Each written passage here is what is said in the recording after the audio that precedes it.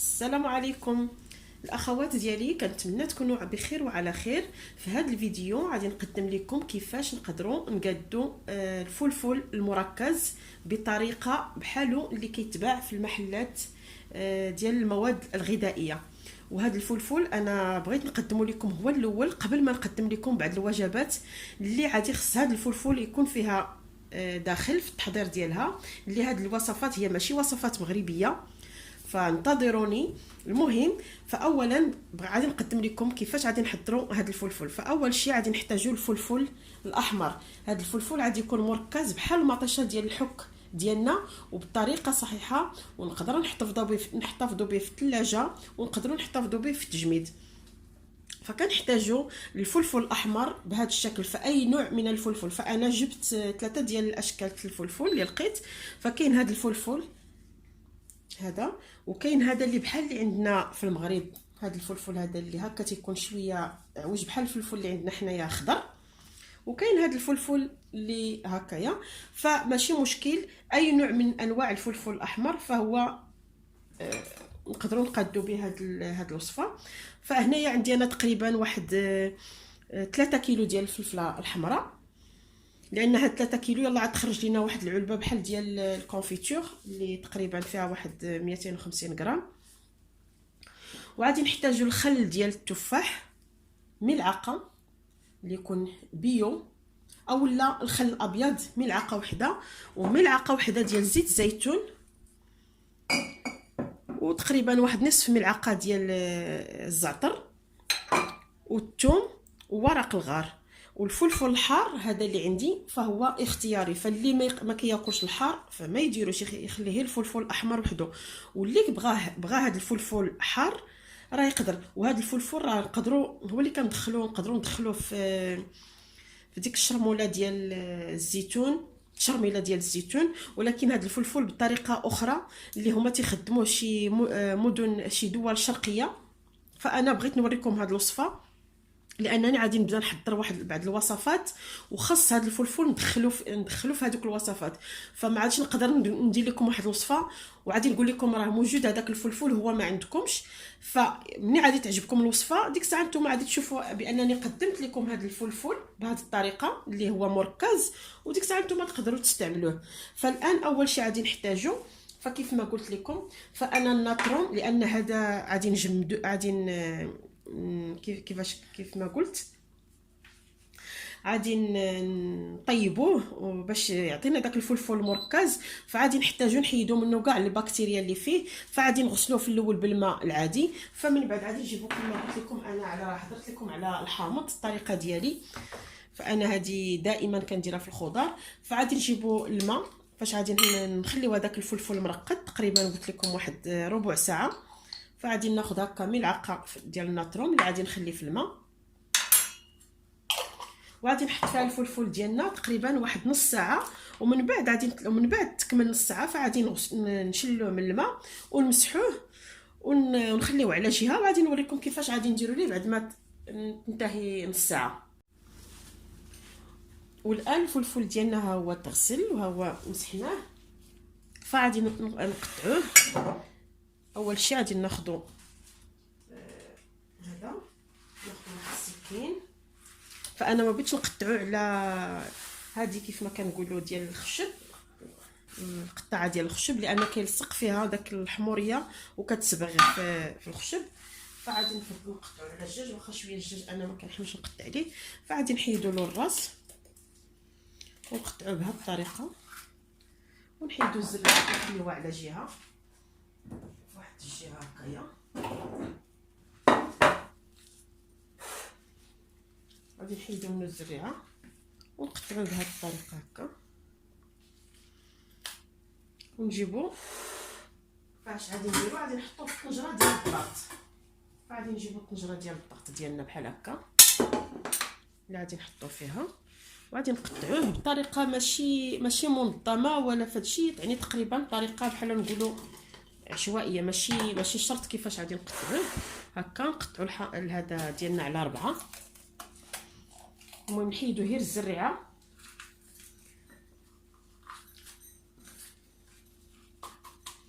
وكنبقاو نقطعوه هكا حتى تنساليو. فبعد ما كنقطعوا كلشي وكتعمر الطنجره ديالنا ديال طنجره الضغط هكا هانتوما كيف ما كتشوفوا. فغادي نخوي عليه. المهم انا ها هو حنا غاديين. فغادي بعد ما ننتهي التقطاع ديالو فغادي نخوي عليه معلقه ديال الخل هكا، يعني معلقه وحده هكا كافيه، وندير عليه معلقه ديال زيت الزيتون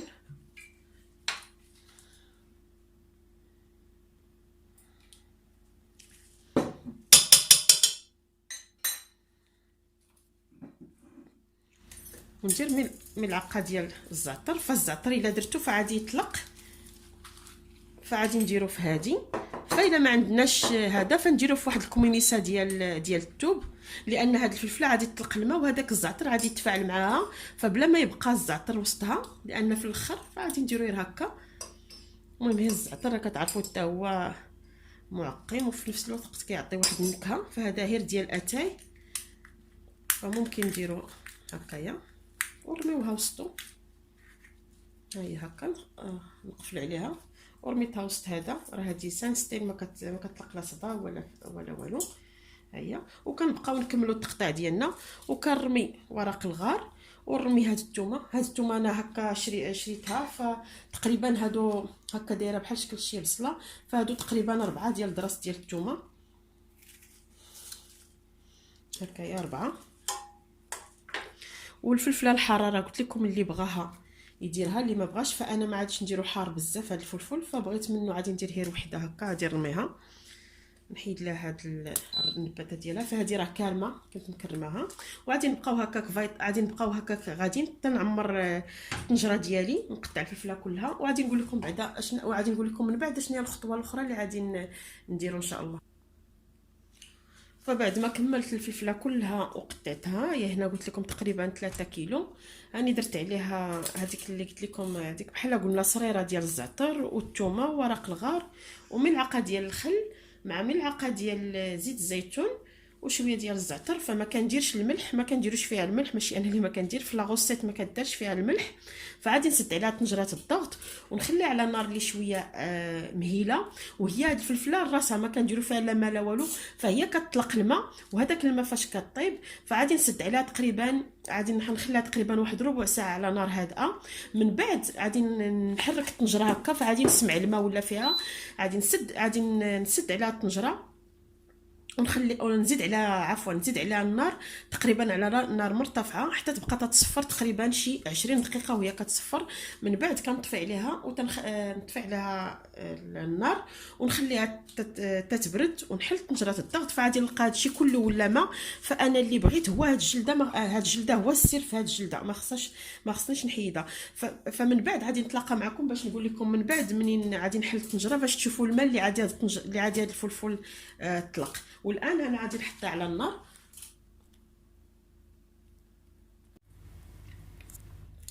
فالان بعد ما حليت طنجره الضغط هانتوما تشوفوا كانت حتى لهنا تقريبا، هنايا هي دابا ولات تقريبا هي النص. فغادي نخليها على نار عاليه، نزيد عليها رقم 9، نزيد عليها على نار عاليه ونخليها كتغلى وداك الماء غادي تينشف. وفي نفس الوقت انا غادي تنحرك فيه هكا. فغادي نحيد هذه ديال الزعتر، هي برد حلات شي لقات المذاق ديالها، ونبقى غادي هكا كنحرك حتى ينشف هذا الماء.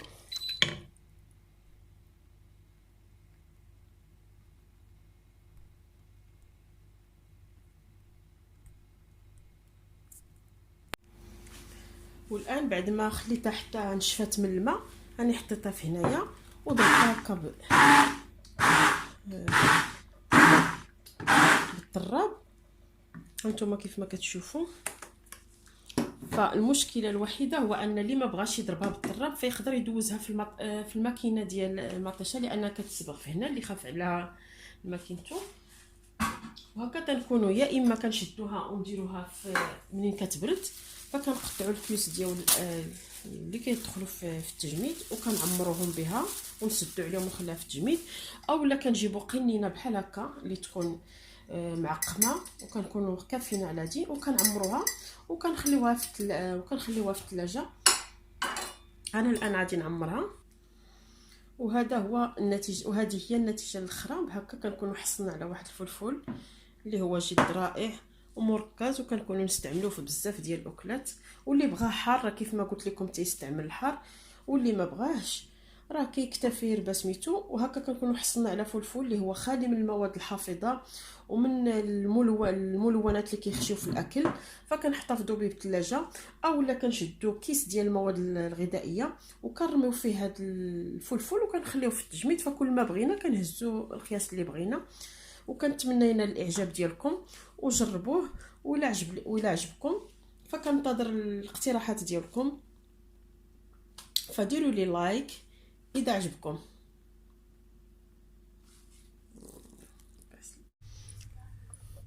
ايوا فنفسها فما كاينش شي فرق، وانتم كتشوفوها كاع.